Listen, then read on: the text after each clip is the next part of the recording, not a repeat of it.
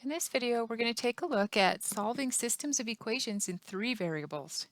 So three variables are of the form x, y, z, and to solve for three variables, linear because they all are to the power of 1, if you have three variables to solve for, you also have to have three equations.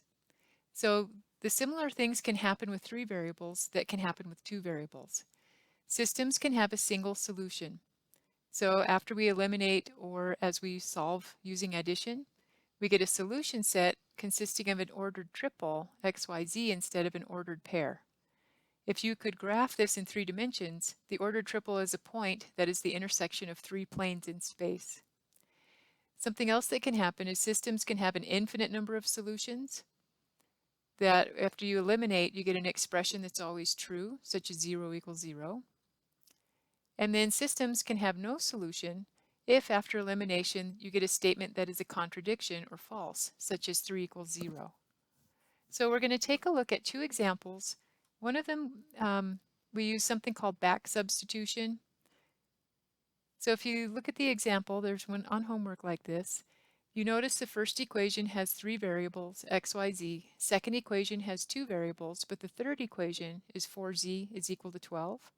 So we can solve this by solving for z in the third equation. If 4z is equal to 12, then divide both sides by 4 and z is equal to 3. That's one of the solutions. We call it back substitution because now I can look back at the second equation, 2y minus 4z equals negative 4, and I can substitute z equals 3 in that equation to get y. So I get 2y minus 4 times 3 is equal to negative 4.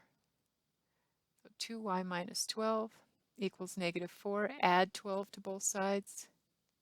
Negative 4 plus 12 is 8. Divide by 2, I get y is equal to 4. Now that I know what z and y are, I can back substitute one more time and take what I know z and y are and substitute it in the first equation to find x. So I get 4x minus 4 times my solution for y, which was 4, plus 4 times z was 3, is equal to 0. So I get 4x minus 16 plus 12 is equal to 0. 4x minus 4 equals 0. Add 4 to both sides. Divide both sides by 4. X is equal to 1. So that means my solutions are x equals 1, y is equal to 4, and z is equal to 3. Okay, so that's back substitution depending on how the problem is presented. You can also find a solution to a system. Notice this time we've got 3 equations, 3 variables. So it gets a little bit more complicated. We definitely can't solve it by graphing, so what we're going to do is we're going to solve this by addition. And what we need to do is we need to take these equations 2 at a time and eliminate a variable. So what I mean is take the first 2 equations, x, and notice there's a positive x and a negative x. If we were to add these 2 equations together, then the x's would cancel out. So that's what we're going to do first. We're going to eliminate x.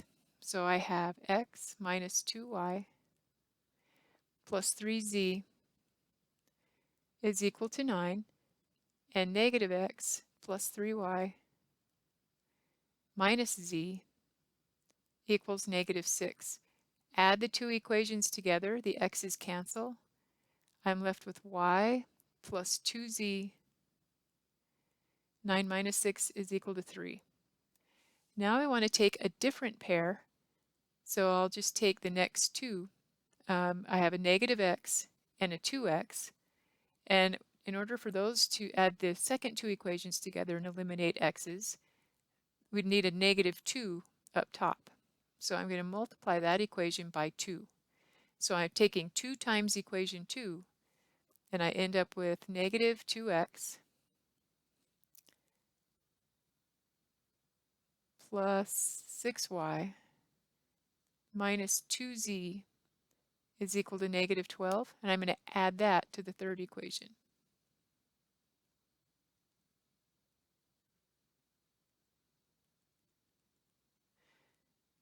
The x's cancel. I end up with 6 minus 5, which is positive y, plus 3z is equal to 5. Now I take the two equations and eliminate x or y or z in those. So I'm going to take my first equation, y plus 2z is equal to 3, and I'm going to add it to the negative of this equation, negative y minus 3z equals negative 5. So we're using addition again.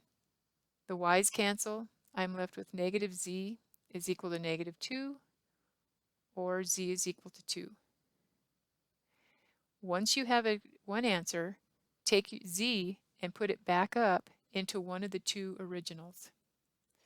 So I'll use y plus 3z, which is 2, is equal to 5. Y plus 6 equals 5. Subtract 6 from each side. Y is equal to negative 1. Then we want to find x, so use one of the first three original. I'll use the first one. X minus 2 times y, which is negative 1, plus 3 times z, which is 2, is equal to 9. So I get x plus 2 plus 6 is equal to 9. And x ends up being 1.